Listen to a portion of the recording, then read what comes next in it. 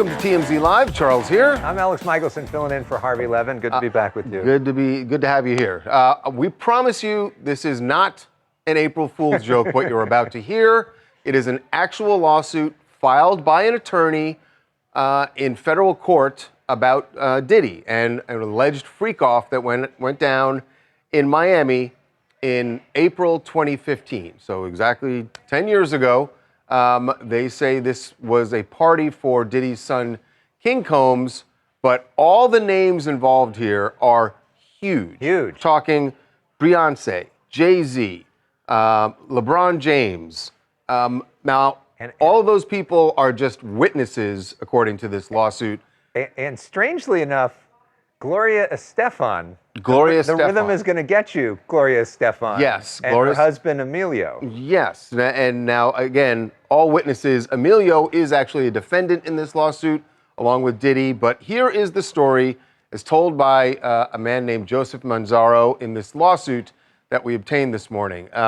He says that he showed up at this party, or woke up at this party, and didn't understand how he got there, that he's insinuating clearly that he'd been drugged, but woke up and at one point saw Gloria Estefan and Emilio Estefan, and Gloria is saying, hey, we need to get him medical help because he's too drugged up. Get an ambulance, get him out of here. And according to Manzaro, Emilio steps in and says, no, we're not doing that, and shoves Gloria out of the way, and then they take this guy through a tunnel from the Estefan's house to Diddy's home. Now, this is on Star Island in Miami. They do actually live near each other. So that part of it is, that's a fact that anybody can find. Sure. But what happened once he got into this party at Diddy's house is outrageous. And I know we're supposed to take every lawsuit seriously because we don't know, we weren't there. The Gloria Estefan part, that's just a start. How Beyonce gets involved. So listen to this. He says that at one point he's being walked around the party and he looks up and sees Beyonce. And she says, what's this? What's this all about? Why is this half-naked white man with a blank mask, another word for penis, mask standing here in front of me? Yeah, apparently they put on him a penis mask on his head. So he's wearing almost no clothes, according to his lawsuit, and a penis mask. And that was a jarring sight for people. And LeBron James also saw him at one point and said, y'all better do something about that. It goes on. There's more. It is one hell of a story. Yeah, look, this is one of the most shocking lawsuits I've read. If this had been the first Diddy lawsuit, our jaws would be on the floor, but there's a quality to it that sounds like almost a screenplay being written because he says he was lapsing sort of in and out of consciousness, and he's hearing voices of celebrities throughout this lawsuit. There's obviously the mask that he says he was wearing and being degraded and humiliated. There's also a bit of a Mad Libs quality of the other defendants. There's people who have sued Diddy before. A woman named Audria English is a defendant in this lawsuit. She's been a plaintiff in another lawsuit against Diddy. So it's hard to make heads or tails of this if this is just so late in the game that it's someone who is very familiar with the people and the players in Diddy's life that they could put together a lawsuit, or if it's something that happened, or if it's something that happened and the reason that you recognize the names is they are people who are really in Diddy's circle. Who were in Diddy's circle. It also mentions a guy named Brendan Paul, who you'll recall when the raids went down, was arrested by the authorities and charged as basically allegedly being a drug mule for Diddy.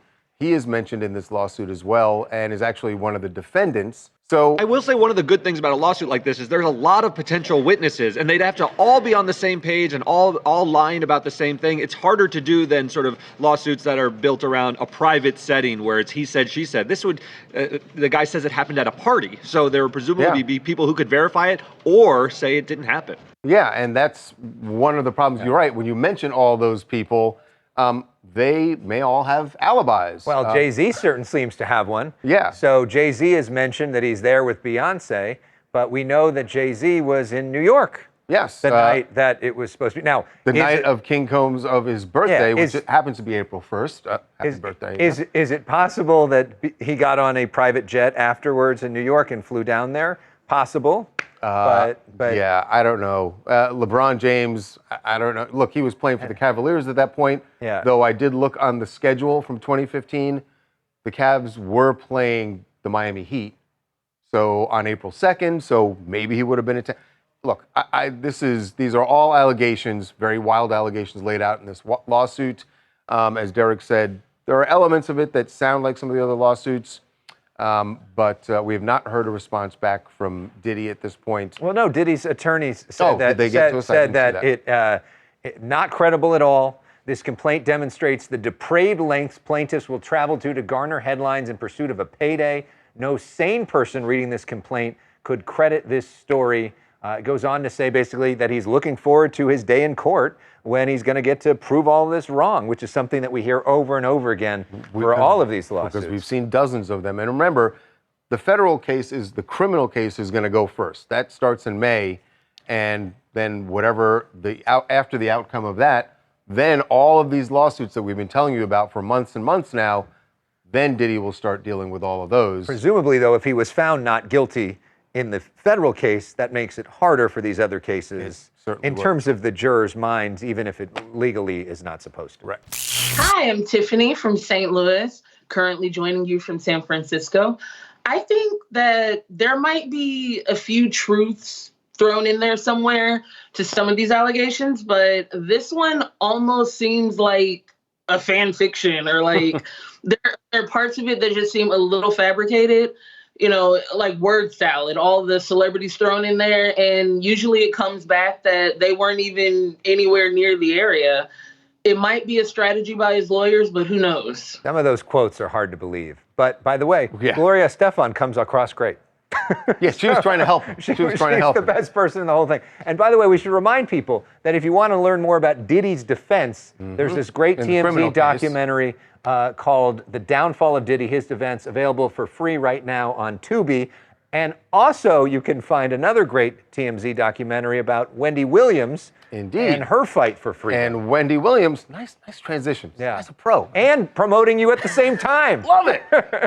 Wendy Williams having a big day because some of her fans and a former coworker showed up outside the assisted living facility where she is, as she has described it, being held prisoner on the 5th floor there. And this is a protest, a Free Wendy protest outside the building. And they wanted Wendy to see them, and they got it. Wendy came to the window, was waving to everyone. How you doing? You know that. I'm sure she was probably saying, how you doing? Okay.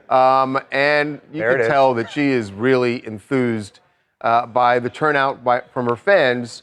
And she really wants to get the Free Wendy movement rolling here as she tries to get out of the conservatorship or the guardianship.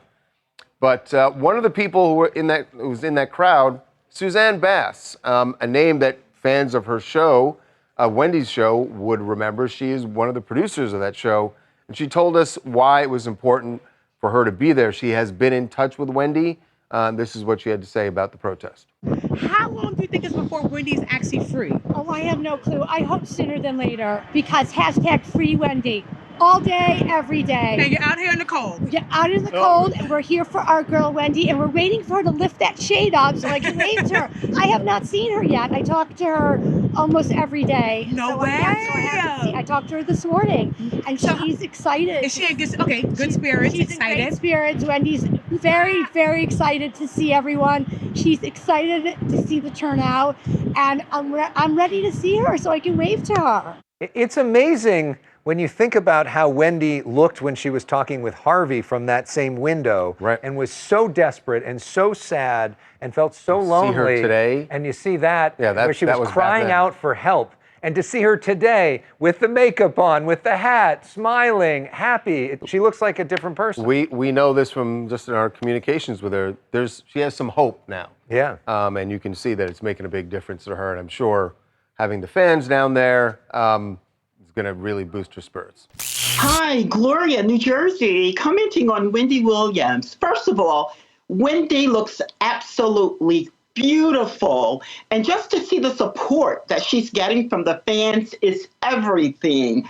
I myself wished I had been out there protesting along with them, just to be there supporting Wendy. I'm ready to see her get reintegrated with her family and just reintegrated to life and to just live. Because Wendy is a bigger than life personality, and I'm ready to see her get back to life. Yep, a lot of fans feel exactly It that. seems like we're headed there. I certainly hope so. That's it does look that way. You just never know until the case actually gets into court. So we'll see. All right, when we come back, the battle between the vice president and a Politico reporter, a very public battle that went down over deportation. We're going to be joined by the reporter who went toe-to-toe with Vice President Vance, and the case they're arguing about will absolutely shock you. How a man who was going to pick up his son from school ended up in an El Salvadoran prison when he actually was not supposed to be on that plane. And the Trump administration admits it.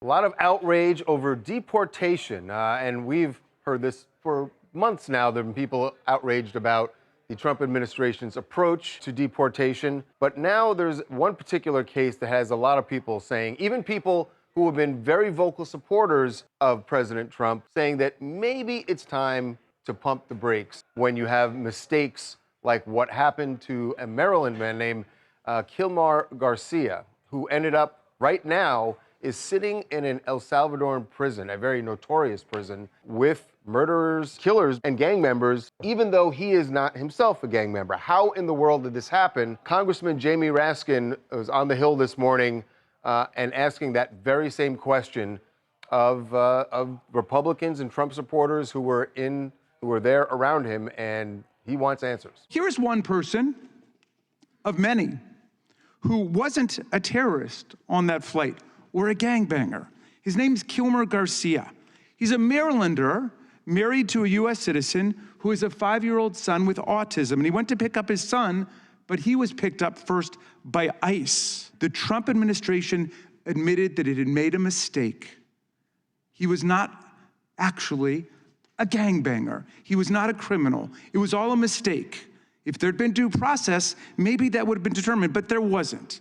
But they put him on that plane in El Salvador. Well, all's well that ends well, right? No.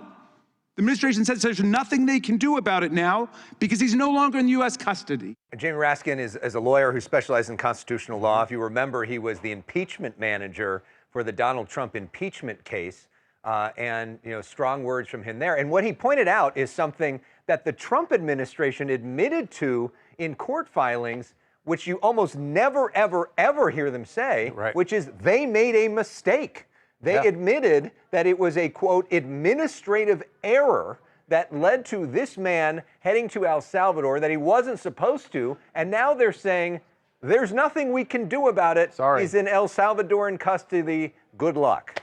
It is really shocking. And it was the source of a big argument between a lot of people on social media last night. But in particular, the vice president, J.D. Vance, got into it with Politico's senior legal affairs reporter, Kyle Cheney. And there was a lot of attention to detail by one of those two people, not so much the vice president. Joining us right now to discuss this and what's going to happen with Mr. Garcia is Kyle Cheney. Welcome to TMZ Live, Kyle. Good to be with you. Thanks for having me. So obviously, a lot of people were talking about this case last night on social media. You, as a senior legal affairs reporter, had some opinions about it, and then you end up in a back and forth with J.D. Vance. How did that happen?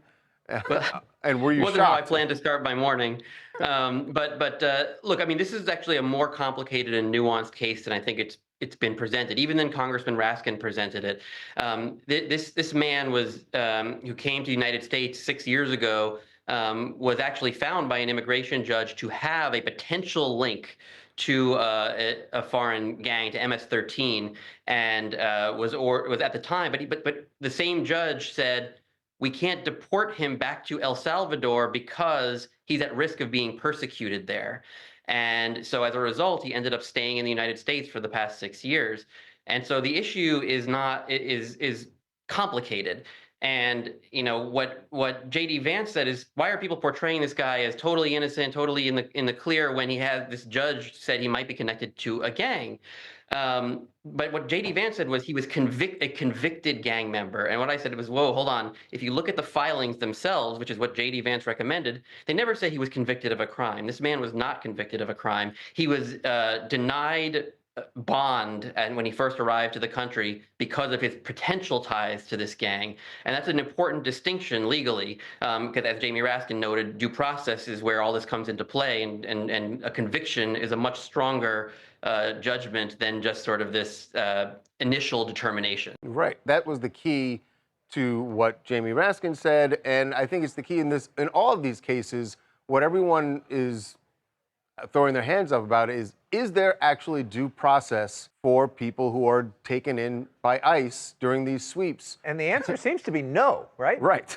Well, and that's the huge issue of the day. I mean, due process right now is what Donald Trump has done is he has a lot of immigration authorities, but he's invoked some new ones or some very little used ones. In fact, some that have only been used in some very old ones, very old ones. Right, and use that to sort of sidestep some of the more complicated processes that often take time to deport people. And this man that we're talking about, Kilmar Garcia, was not deported under those wartime authorities, but swept up in the same batches of people who were deported all in airplanes on March 15th among that group.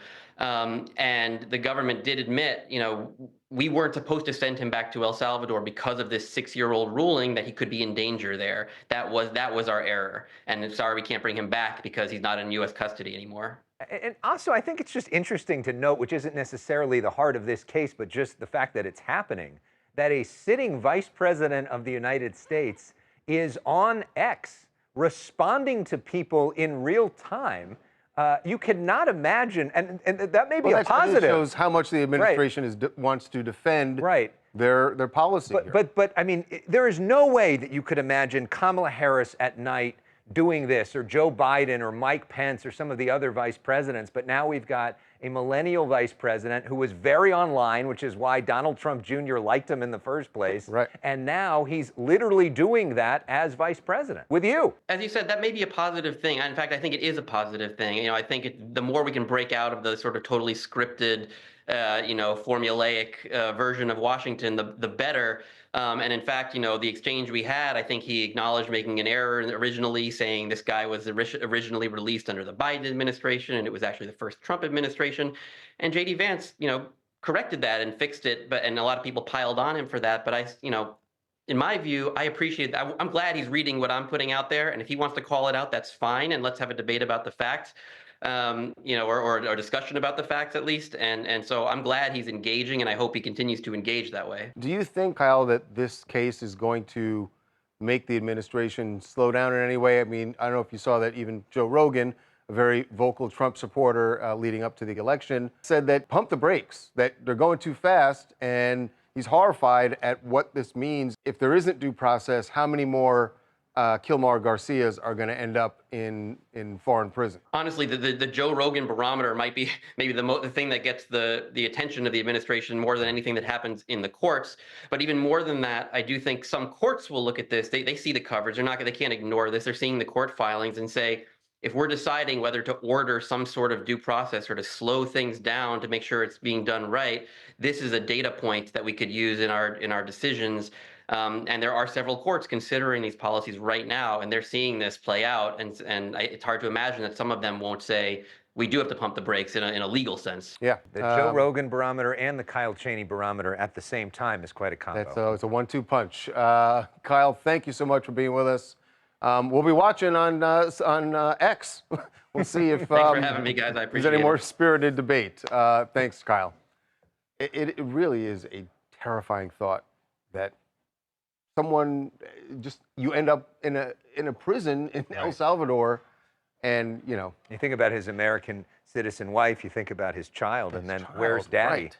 Yeah. I agree with you. The State Department needs to do something at this point. If you're going to admit you made a mistake, now you have to do everything you can to try and rectify that. Which has not always been the way the Trump administration operates. No. Yeah. We are going to take a break. When we come back, Sydney Sweeney Yep. Kind of important. Just as important. Okay, not really, but we now know what's going on with her and Jonathan Davino, her fiance, or we should say former fiance. We will tell you exactly when things went kaput between them.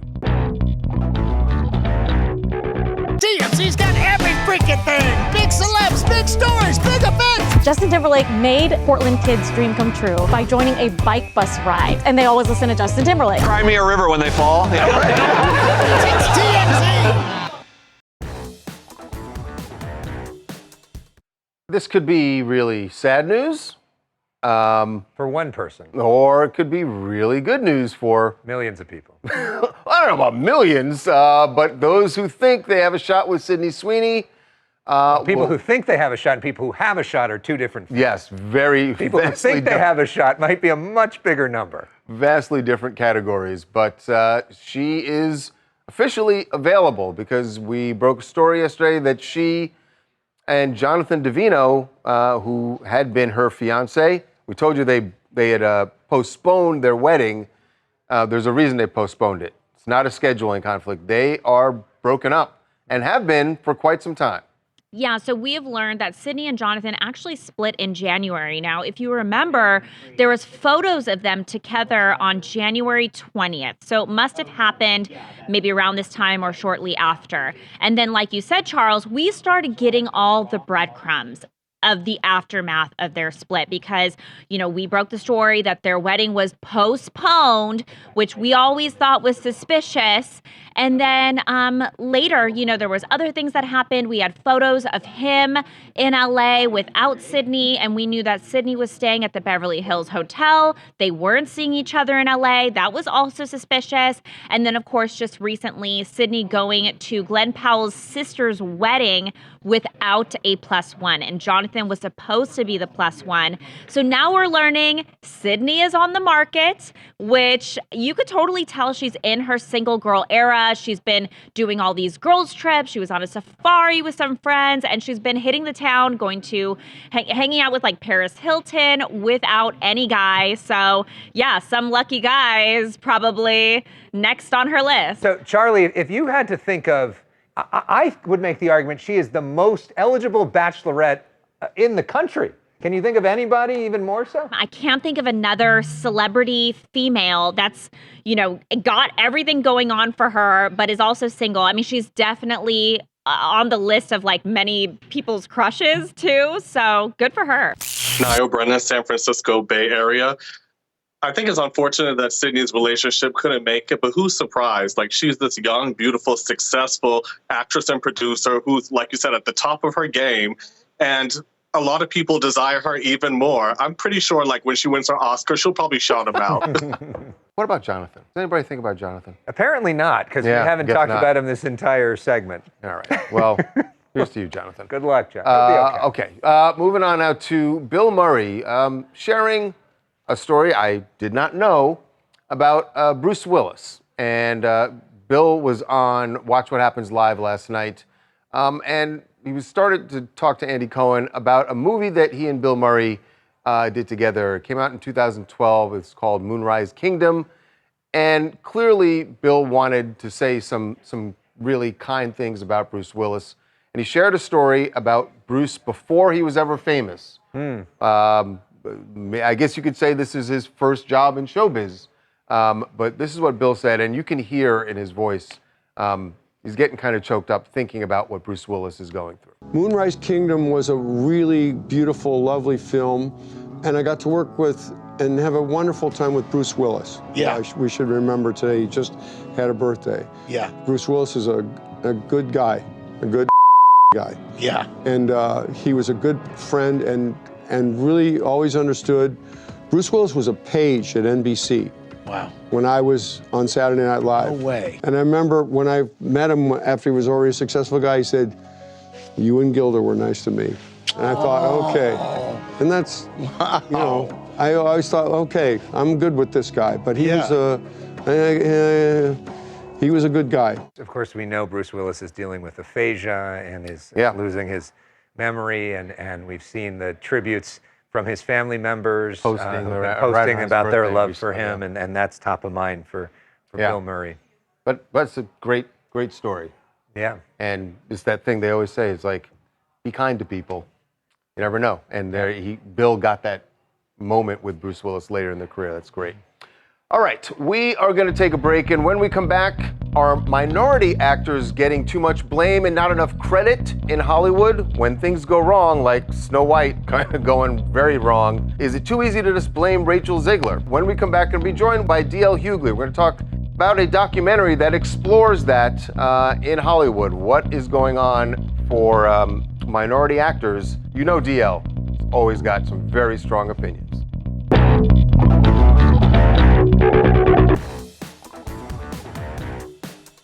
Welcome back to TMZ Live. John Boyega getting some headlines today over something he said about Star Wars. And he has said this before, but it is now being said in the context of a very interesting documentary that it's out. So what John said, he was talking about the backlash he got from Star Wars fans when he got that role.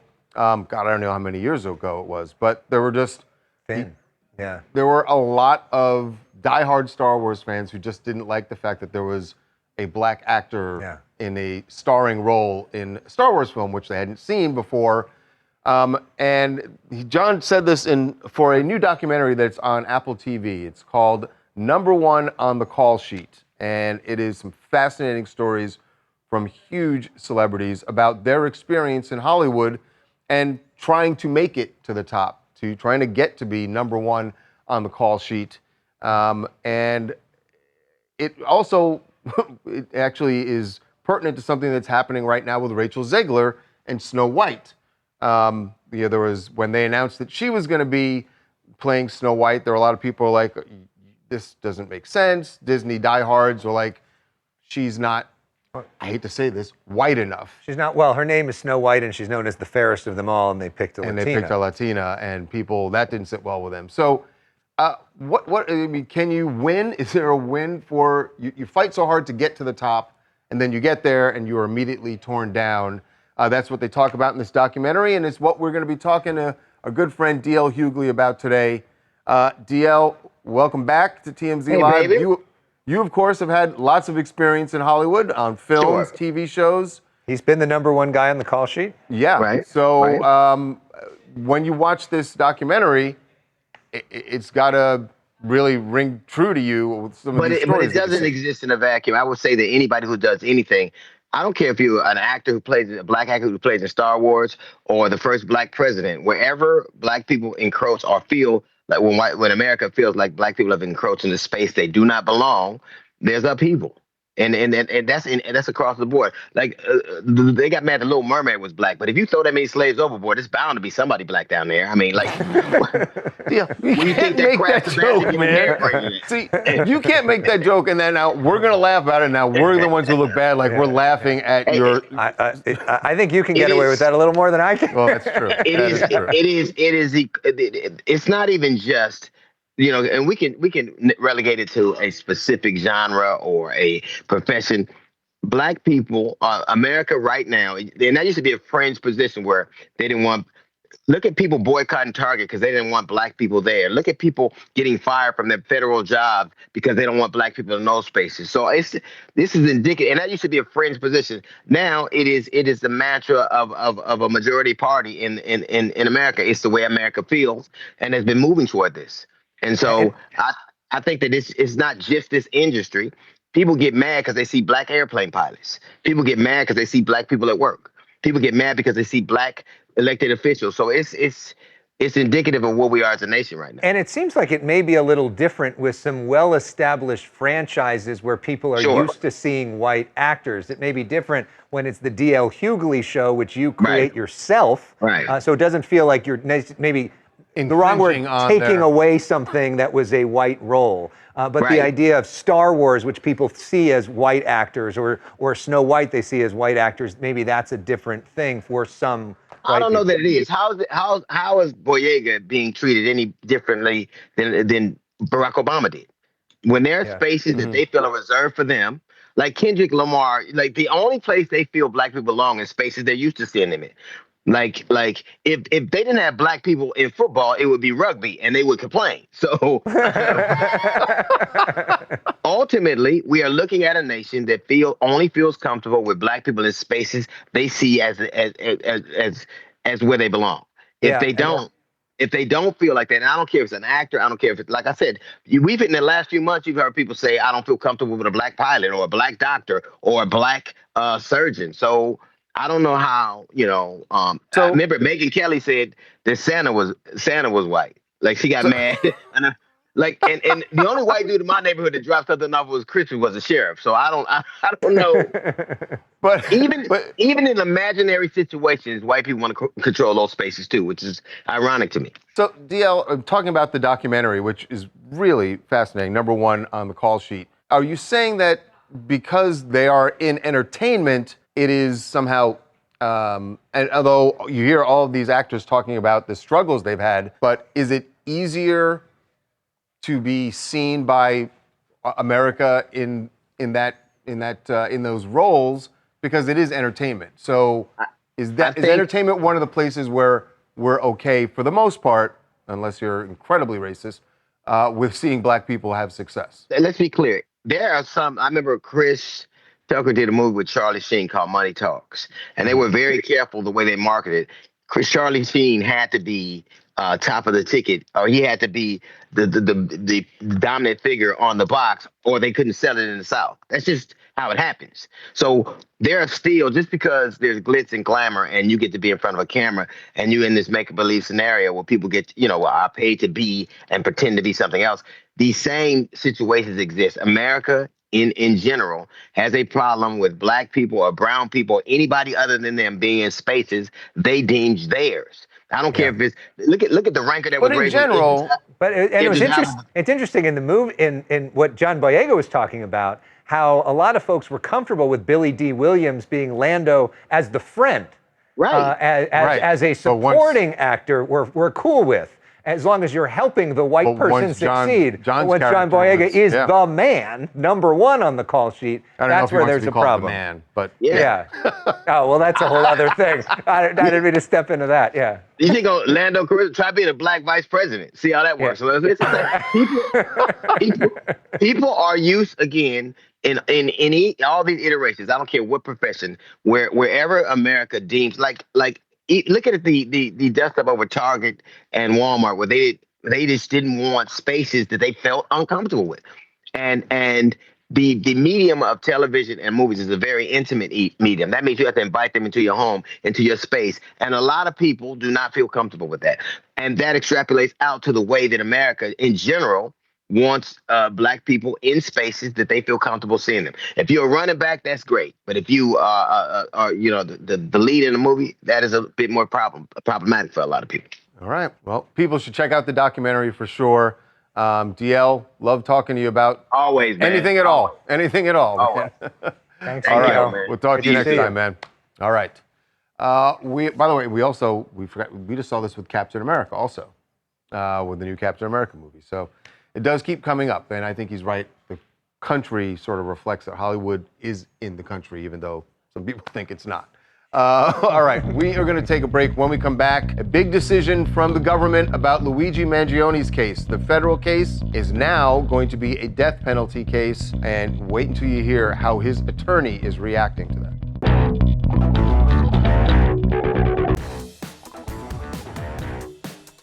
Luigi Mangione could be put to death if he is convicted in the federal case against him, because this morning, U.S. Attorney General Pam Bondi said they are going to seek the death penalty. Said that it's in line with President Trump's message about being tough on crime and cleaning up America. So that's why they're going to go for the death penalty.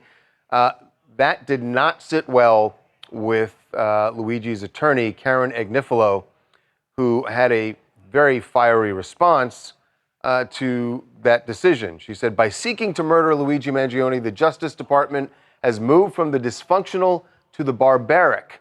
While claiming to protect against murder, the federal government moves to commit the premeditated state-sponsored murder of Luigi. By doing this, they are defending the broken, immoral, and murderous healthcare industry that continues to terrorize the American people. Okay. Boy, a couple things. First of all, Yeah.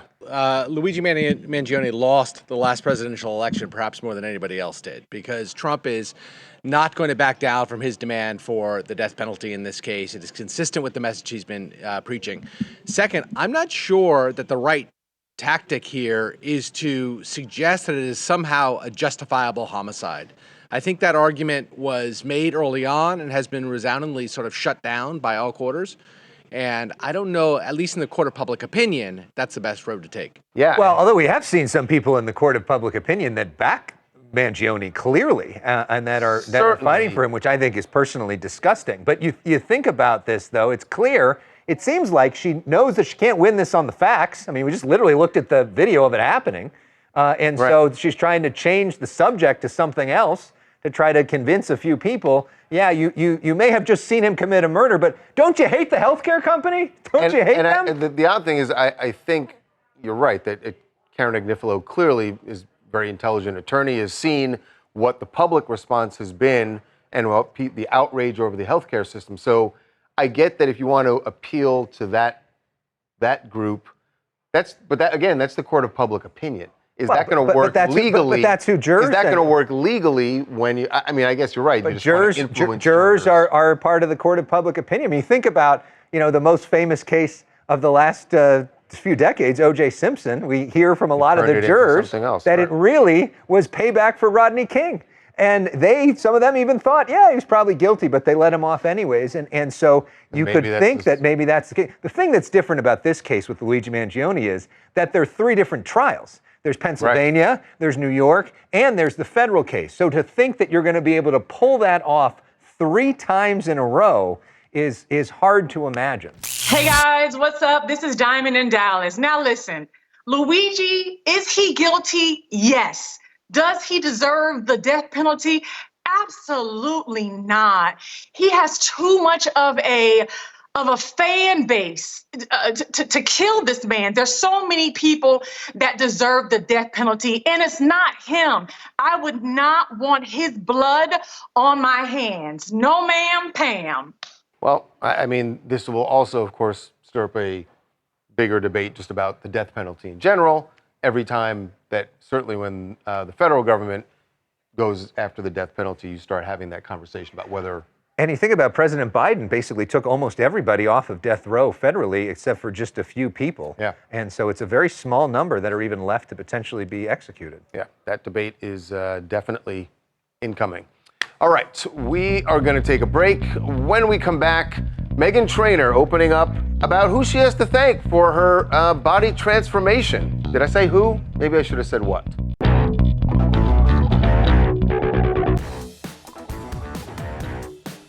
Well, cue up the debate about Ozempic, Mounjaro, all the weight loss drugs, or I should say diabetes medications that are now approved for weight loss. On that A1C. Yeah. And Meghan Trainor is the one who is now acknowledging what some people were thinking, and she saw all of the online reactions when she showed up at the Billboard Women in Music event, and people noticed a dramatic change. And this is what she's now saying to all those people who are going back and forth about it. She said, "No, I don't look like I did 10 years ago. I've worked with a dietitian, made huge lifestyle changes, started exercising with a trainer, and yes, I used science and support. Shout out to Mounjaro. And I'm so glad I did because I feel great." Which is the most important part, right? That's that she what feels this great. comes down to. Not only does she look great, but she feels great, and she feels like it's frustrating that a woman in the industry, she shows up to that event, and so many of the questions she gets is about that. About the way she looked. Yeah, but she lost so much weight. Of course she's going to get questioned by it because she was also all about body positivity before. And now she's doing a weight loss drug. So it's just like, what happened? Like, why are you doing this when you said that you were so happy before in your body? So it was just like shocking. I've heard this argument that if you're like Lizzo or and you're about body positivity, or Meghan in this case, that you can't at some point decide that you want to make a change that's going to make you feel healthier. Like, I don't know why feel people healthier, can't latch onto, be healthier. Yeah, latch onto the fact that what she said is, I feel great. You can do that, but it's just weird to go from being like such a diehard person about like, I love my body bigger, I'm all about this, like, don't shame all me. about that bass. And then, yes, and then you're like, Or oh, are I you, want to Ellen? be skinny again to feel great. It just feels like your previous statements were all a lie. And like, I get it, good for her if you feel great. She said she's doing it for her kids, and she's also working out now, and she's like eating better. So like, good for you, but Yeah, I don't there's know. no but. That's it. Good for you. no, there is a but, because No, it's there's also no like but. annoying, because she has all the money in the world. So like, it's easy, like when you're also a celebrity, See, now, you I can think buy you're it. hitting on it now. This is what's really happening, is that there are people who are, they call it cheating, because for whatever reasons, they're not getting the results that they want. And so when they see someone else getting results, they have to, you know, I chop feel like it that was down. a personal attack, Charles, at me, and I No, don't know how no, I feel. no, it was not. Yes? I was just I saying. don't know what the HR policies are here, but It was not a that's- personal It felt attack. like, Charles, like I you were don't- calling me a I big don't wanna- girl. Yeah, I don't want to get called to your HR offices. I'm just the substitute What's guy. that, Reagan? What are we gonna do? Okay. Hi, my name is Tanisha. I'm from Anchorage, Alaska, and I agree with you guys. Her body looks great. Now, here's the thing about body positivity. It goes up and down. It's fluid. So if she felt good at a heavier set, then that's good for her. If she feels better, thinner, even better. And it is good to celebrate a healthy lifestyle. Right. And especially as a parent. Rule number one, don't look at the comments. Stop looking at the comments. That's almost impossible. Yeah, I know. What else do you guys want to talk about? Hey, this is Ace from Charlotte, and I'll say this. It does not shock me about the alleged claims with, LeBron and all these people. But I tell you this, a certain GOAT did say there's no party like a Diddy party. So this could potentially end up real bad for whoever's involved. He, of course, is referring to LeBron James, who said that years ago, not Michael Jordan, who some people really say is the GOAT. Hasn't aged well. All right, one more. Hey, it's Toria in Detroit. And when it comes to Wendy Williams, I'm so excited that she is looking good and she has the support of a lot of friends and family that are there to let her know that they're by her side. So it's good to see Wendy doing good. Everyone likes to see Wendy smiling. Hopefully it'll be a more permanent situation soon. And All out right. of that room. We are going to take a break, and when we come back, Kevin Hart with an April Fool's prank with some help from NPR of all places. The tiny desk for this tiny man.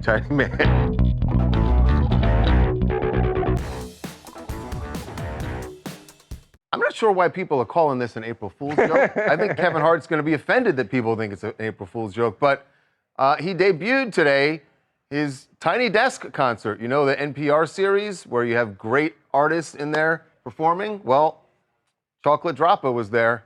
I'm here with the band of brothers. We're about to get down. Only time that they have somebody on Tiny Desk with no track. I'm here all off the dome. I'm off the dome. Small feet, big heart is what I got. The will to never start but stop. Yeah, now I'm coming and I got that bop. What you asking me for, bitch? You the thought? I'm like, nope. I never got, but I want to get. And now I'm gonna hit, but it's too legit. But I'm not gonna quit. I'm like a real and I'm about to spit.